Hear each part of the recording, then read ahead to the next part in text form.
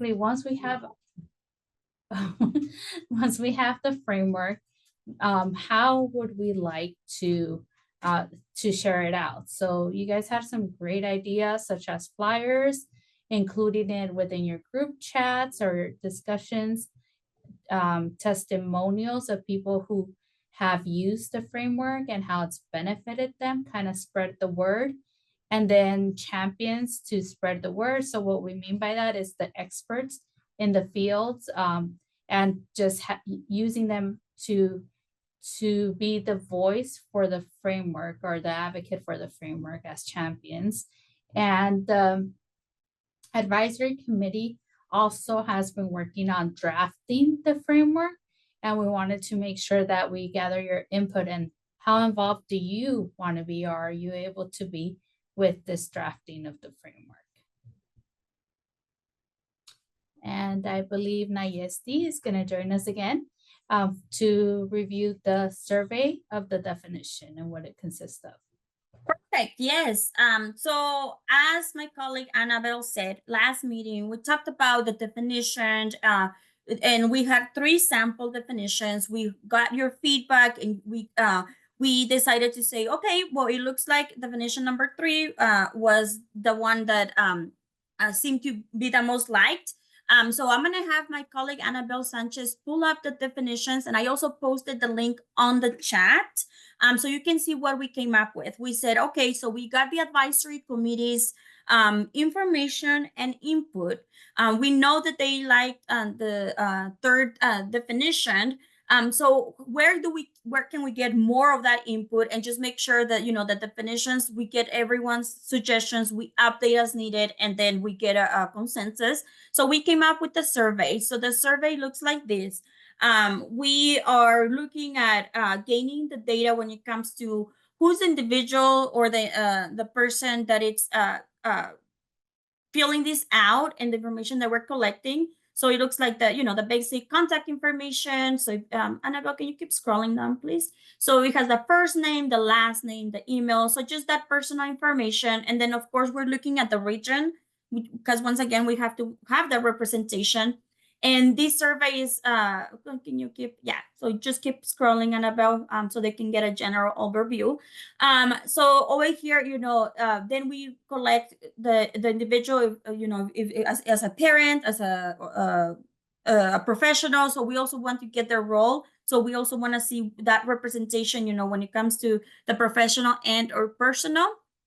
And as we go through the next one, then we see the definitions, and we're just asking the same questions that we asked you, the advisory committee, of saying, which one do you like the most, and which one would you like to pretty much select if we have to give you give you to choose. So it looks like this. We have the proposed definition, we have the current definition, and we're asking the same questions. What do you like? What do they like about the definition? How can it be improved? And then if they would give it a thumbs up or a thumbs down. So this is the same. We duplicated it for each of those definitions that we talked about last meeting.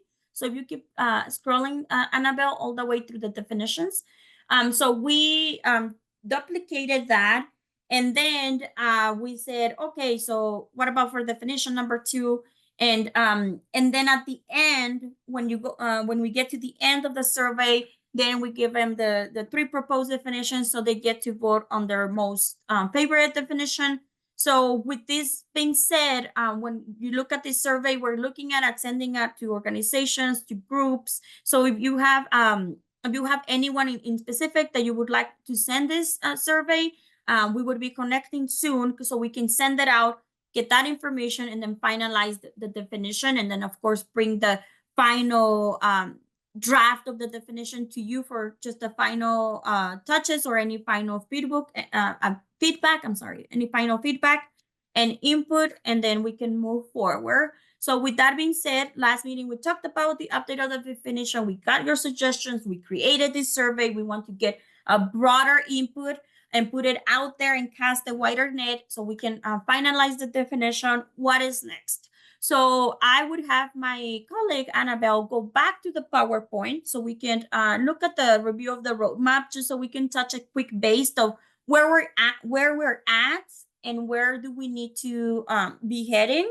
So if you look at the August, which is today, we would be incorporating the preliminary draft. So as we discussed, we're looking, this was just a projection. So we would give you a little bit of an update, because we do have a draft of the toolkit, but it's very minimum because we took your suggestions from last meeting.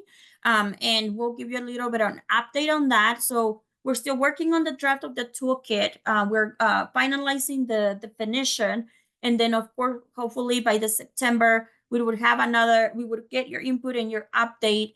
And then by October or December, looking at having a semi-final draft. And then hopefully by December, the final draft. So we're still giving ourselves that space and that time frame to still work on it, because as we go through it, we always find stuff. So we want to make sure that we come and we consult with you. And with that being said, I think that's a perfect segue to our next slide.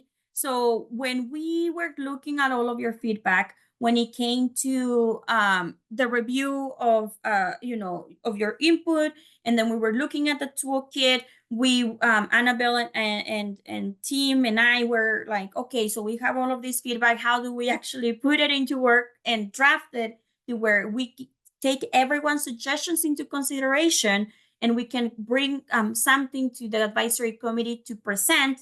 And when we were looking at it, we decided to bring Tina into the framework as a collaborator, because she's a great individual that took this, all of your feedback, and created something wonderful that we're about to present. But with that being said, I would like to invite Tina for her to explain in 8-10 minutes of her thought process, because just as a reminder, the purpose of these meetings and advisory committee is for us to always bring up to you what we want to do, and for us to get your suggestions and then move forward. So this is a pivotal time where we're putting all of those suggestions together, and we're moving on to drafting. So we're introducing Tina, and she would now take the floor, and she would explain a little bit of that thought process when it came to drafting the toolkit, and when it came to looking at your specific input.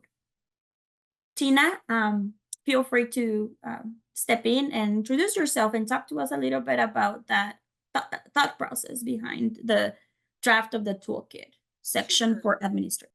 Sure. Can you hear me okay? Yes, we can. All right. So just to introduce myself, my name is Tina Statuki. I am a contractor for the Nevada Department of Education. I actually retired with 30 years in education last August. And then they continue to bring me on to work on a variety of projects.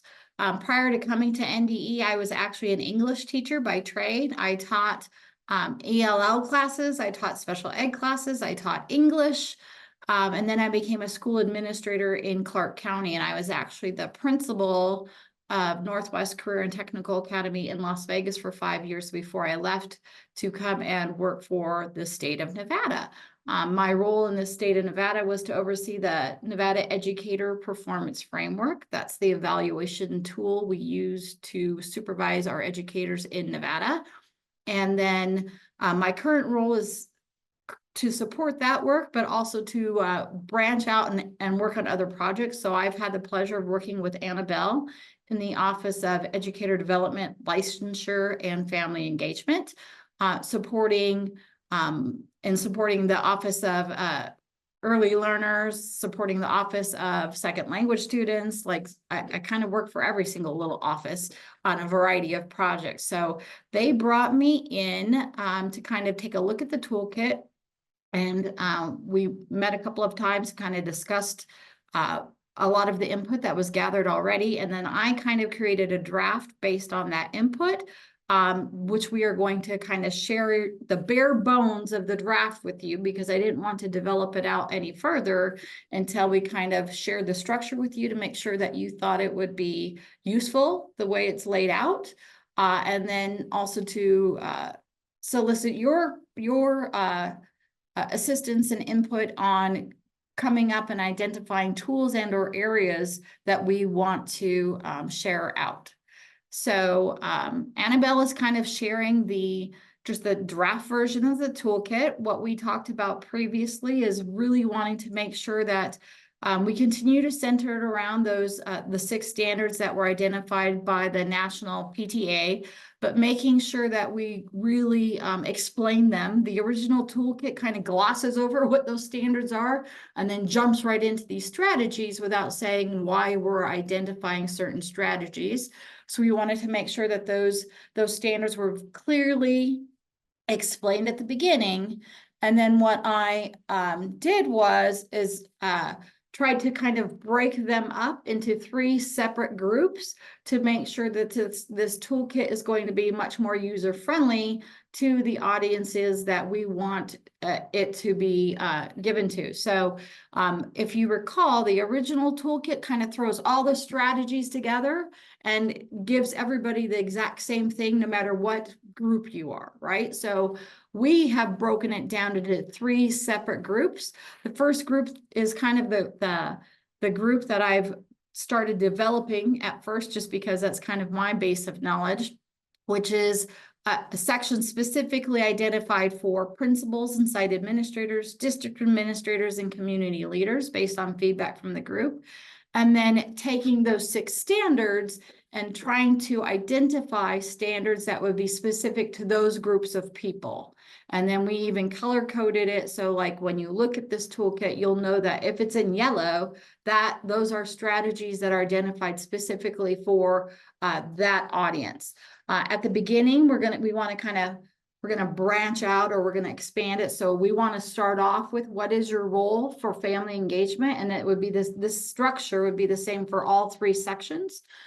So making it very clear for site principals, site administrators, district leaders, and community partners, what their role would be to help support family engagement. Give them tools to kind of assess how it's going in their buildings or in their districts. And then give them tools to actually evaluate it, or show them data, show them tools to evaluate it, and then actually give them strategies to improve it. So if you look at that very first page there, standard 1 is welcoming all families. And then what we want to do is kind of come up with like main areas that would support welcoming all families. So if you notice that very first example of a high impact family engagement strategy, we said those would be parent and family organizations. And how would a school administrator or a community partner support and or encourage creation of those parent and family organizations? So the links that we would provide in that section would be specific to how a school administrator would help support that in their buildings or in their districts. And then standard 1, another example, I just kind of started putting topics that I thought would be useful, like school events. How can a school administrator or a district leader create school events that would be welcoming up to all families, right? What kinds of things would have to happen in those school events that would welcome all families? If you scroll to the next page, Annabelle. Standard 2, effective communication. So a couple of the main ideas would be like, how do you establish 2-way communication? How do you make sure that there's accessibility, language accessibility in all of the communication you provide to your families? How would you collect feedback that your communication is actually being useful? So again, I just started doing main categories. And then our goal as we move forward would be to go out and find those resources, whether they be books or articles or websites or videos that would help support that educator group develop those skills. The standard 3, standard 4, standard 5, standard 6, they're all the same. And then the very next section, we would create it specific to teachers and counselors. I know one of the things that we talked about collaboratively is that originally, the original discussion really only focused on teachers, but we want a section to include not just teachers, but school counselors. How would school counselors help facilitate parent and family engagement? And then the final section, the biggest section, would be the actual family engagement are designed specifically for our families and our family members, and how can they support or build relationships with the schools and the districts that they serve. So all 6 or all 3 groups or all 3 audience areas would have the same structure, where we'd start off with those really, if you go back to page number 2, we would start off with those 3 questions, right? We would expand upon them relative to whatever audience we're talking about. And then we would specifically target or identify strategies that would align to those 6 PTA standards, right? Those standards for family engagement, but only choosing those ones that were specific to that target audience. So we're trying to make it more user-friendly by making those strategies specific to the audience. Does that make sense?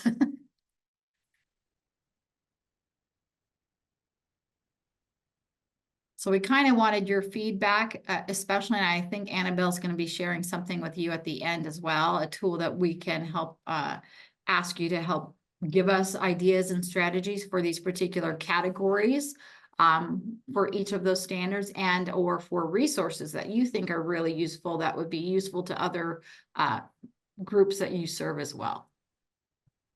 Perfect. Thank you so much, Tina. That was wonderful. So with that being said, like I said before Tina's presentation, we brought her with her expertise, and she took out all of the feedback and she created this. So as we always do it, is now we want to hear a little bit about your input when it comes to what Tina created. We want to make sure that it's aligned to the feedback that we have been receiving. Before we do that, something that we want to bring up is Tina was talking about the standards in the current framework, and we decided to, the way that Tina displayed the standards, and you'll be seeing a question about that, is that when we talked about the definition, the framework, and the toolkit itself, we noticed that many of the participants did not talk at all about the standards. The standards seem to have been an area that kind of got missed, and we just kind of jump into the toolkit. So what we're trying to do is to make sure that, like Tina said, is more user-friendly and those connections can clearly be made. So what we're gonna do now is we're gonna have you go into a breakout room, and what we're gonna do is we're gonna be having you look at the current standards of how Tina displayed them, as well as the current standards in the current framework. And what we want you to do is to answer the following questions. So I'm gonna have Annabelle pull up the Google slide, just like we always do it. So I'll show you how that looks like once you get into your breakout rooms. So we're gonna have 3 groups, and each group is gonna be looking at the same things, but we would like to hear your feedback. What is your role in family engagement? Which versions of the standards do you like most? Where would you like it to be more clear? And things like that. So we would like to really have you analyze and for us to get that feedback and say, yes, this is how we envision it, and we would like to move forward. Because today, what the feedback in itself is, we're just giving you the administrator's section right now for you to give us that feedback, and then based on that feedback and input, then we'll see how we move forward when it comes to drafting the whole toolkit and having that close to be finalized with all of that given input. So here's how it's gonna look like. Each of you is gonna join a group in the breakout room, and then we're gonna post on the chat your respective breakout rooms links. You're gonna click on that link, and it's gonna take you to what it's right now displayed on the screen. And this is what we're gonna be looking at. You're going to go to the respective breakout rooms. You're gonna choose a facilitator and someone that is gonna come back and be the one reporting what you talked in the group when it comes to the following questions. what is your role in family engagement? In which versions are the standards best aligned to your role? So you're gonna go through those questions by looking at the draft that Tina provided right now. And then you're also going to look at the current toolkit and the standards within the current toolkit. So you're gonna compare and contrast. And then you're gonna give us that feedback and also give us a feedback as to the current proposed draft of that toolkit that Tina just talked about. So right here you have the National PTA standards if you want to reference to it. And then we have the current framework standards. And then of course we share on the chat that link for what Tina is proposing. So what we're gonna do now is we're gonna open the break. I am going to facilitate the next slide. Hopefully you can see what I'm sharing. The let's share slide, is that what you guys see? Share it again, Annabelle, please. Okay. Oh. Okay, there we go. I knew something was different. Okay, let me move this. Okay, so it's time for us to share what we discussed in the breakout room. And with that in mind, we had a few groups. So I'll start with group 1. And do we have a representative? Yes, I'm going to share out. We couldn't type on our slide, so Okay. I don't have the notes because they haven't come through my email yet because our note taker was a different person. I think I Anyway, can type. I'll just talk from my memory. And I'll type as you do that. Okay, perfect. So we did talk. So our group was made up of myself and Eva, and we both work. Well, I'm with SNRPDP, and Eva is with CCSD, Family Engagement, and so we kind of are coming from it with an educator lens, and so the first thing that kind of caught my attention when looking at the draft was that the goals are not updated. So I really feel like that needs to, those need to be updated because the standards have changed since the original document was created, the original framework. We talked about whether or not we could use them verbatim, and I believe we can. At least that's what I'm doing in my classes, and that's what's expected, that our teachers who have to take the provision class, that's the standards that they're based on. So updating that. I also feel like the indicators, it would be super important to list the indicators, because I kind of look at the standards as that's the what, but when we look at the I think you muted yourself somehow. I think somebody muted me. Oh, okay, yes, that makes okay. sense. I don't know when I got muted. So as you were saying with the standards, just right a few seconds ago, making sure that we include the indicators as well, because that kind of tells us the how we're going to meet those goals. We also talked about the framework itself. We took a look at that, and we're a little bit confused as to what are they called on here?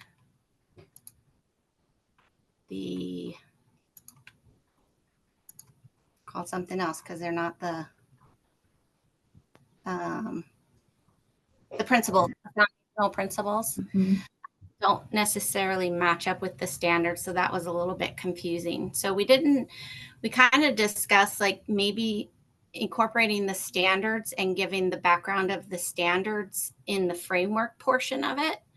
would be helpful to give folks background as to where these standards came from, what do they mean, before they kind of dig into the toolkit, which is going to provide the resources and whatnot.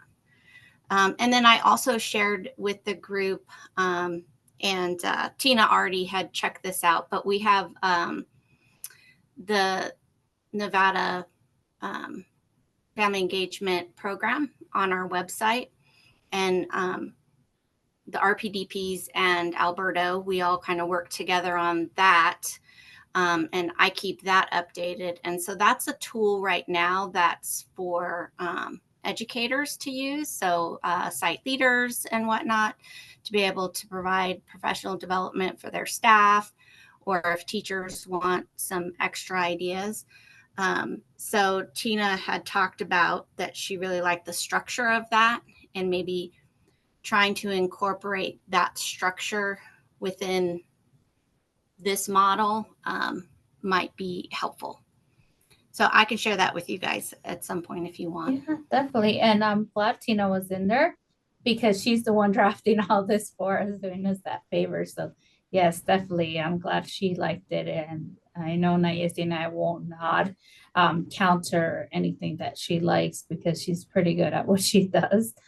So yeah. Well, thank you so much, Natalie. Anything else that we should consider?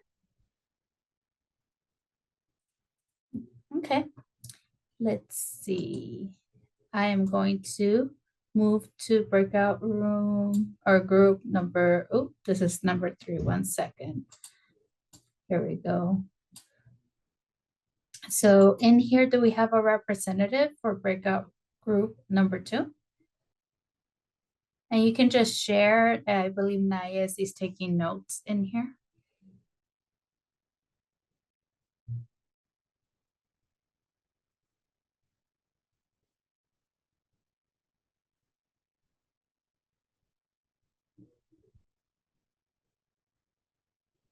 Do you know, Nayes, it was breakout group 2 used?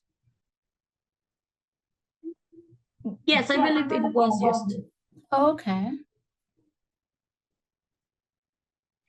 Yeah, I was in group 2, and I'm just mostly listening. It's my first time in this meeting. Okay. But we did have several people. We didn't have the right questions, but what we did was we just discussed family engagement and some of the ways that we can go about bringing families in, particularly in grade school, middle school, and high school, when the students don't really want to see parents.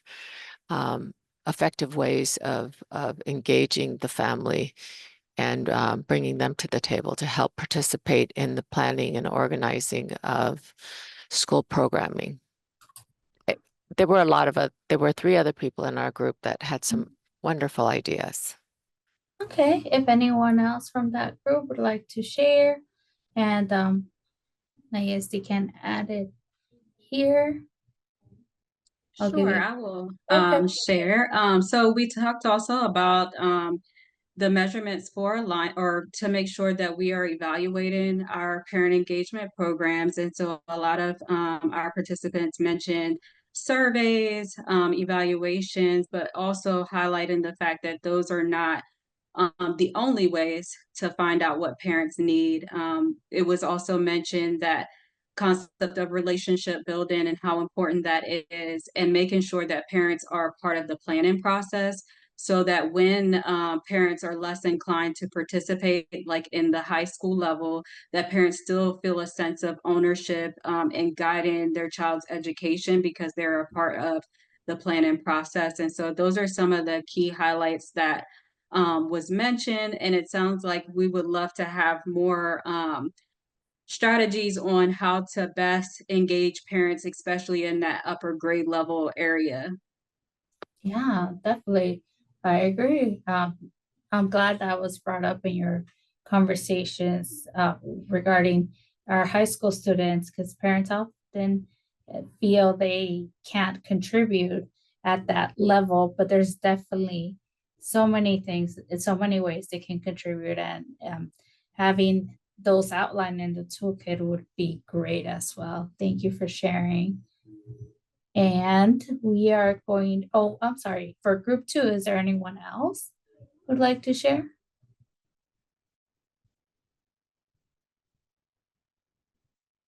Okay, very good discussions happening. So I will briefly share on behalf of our families groups, and that's our bilingual group as well. In there, they their role was parents and coordinators, and then they mentioned the draft that Tina shared is very visually appealing and aligned to the roles, so they really like that. The draft also has but to that they also countered a little, so they said it does look like it has a lot of wording, and for them in particular as families, they would prefer to make it more like how the PTA standards are color coded to make it more appealing and easier to find for them. So something to consider. And then they want visually appealing is also mentioned again. They want to make it easy to use for anyone, visually appealing with colors, and the information should include rights for parents to know how to advocate for their children and assist them with learning as well, strategies and resources they can use. The input from parents. So I asked them, how would you make sure that what the information from your toolkit is monitored and actually helping you in that role? So is there something that you would do to provide that assessment, that evaluation? And they said, we would find out the information for that by getting input from the parents, because the parents know if it's working for them or not and how they are using the toolkit, such as a reflection survey, and get the point of views from them. So in regards to the last question, in using the resources to improve their own parenting skills, they said they would use the resources. We kind of ran out of time at that point, but to better their skills, there was an example provided about like if your child is struggling with math and you're trying to help them at home with their homework, but you forgot some of the math skills you learned. So maybe having those type of resources where parents can go to be able to look up, okay, what strategies can I help my child who's struggling in math, and what can I do to help me improve and learn from those strategies to be a better parent for my child. So that was what was discussed in the breakout rooms. I'm gonna see. Okay, there we go. And Nayesti, I think we're cutting it close to time, but I'll let you go ahead and share about Perfect. adding the resources. Yes, so what we're gonna do now is you reviewed the toolkit, the draft. In every section, we are looking at resources, based on age band, as well as, those specific resources when it comes to communication, assessment.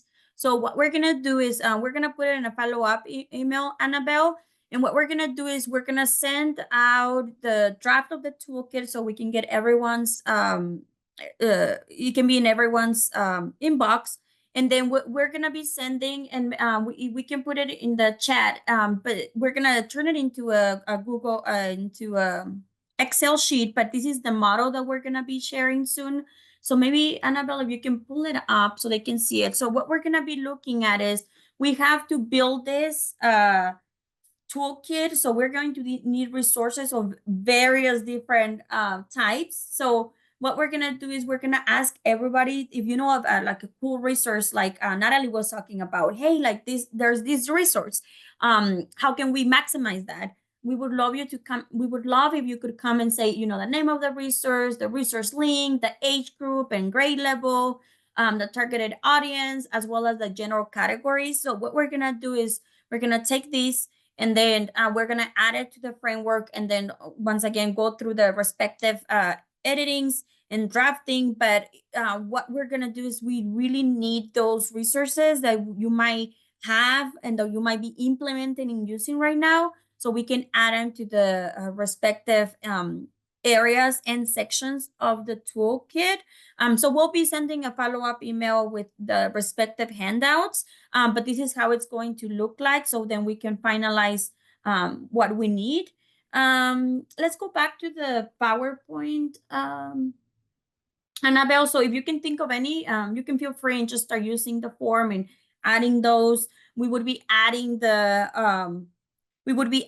also the current links. Last meeting, actually no, the meeting before the last meeting, all of the participants went through the links and we found that a lot of links don't work, so everything would be updated. But right now it's kind of that gathering of that knowledge so we can move forward. Next slide, please. So with that being said, I'm gonna pass it over to Annabelle.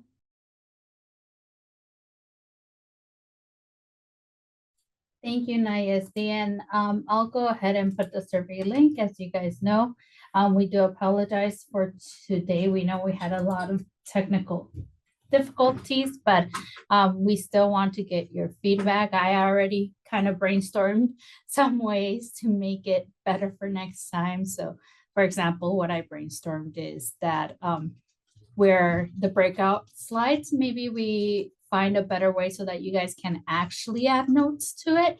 If not, we'll have to think of other strategies. But as you know, we value your input and, you know, we're here as a team. So please complete the evaluation survey if you can't do it now. Oh, I didn't know it didn't have, I just saw Natalie's. I will make sure to give you editing rights for that. Sorry about that.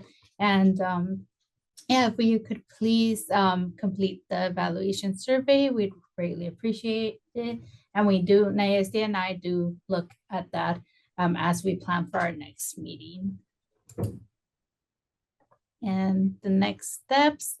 So we already have some proposed ideas for the September September meeting, but we're thinking ahead as to the October meeting. And oh, okay.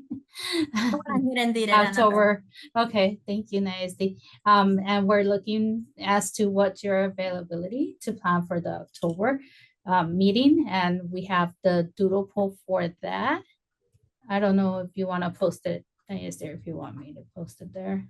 Yes, I'll post it right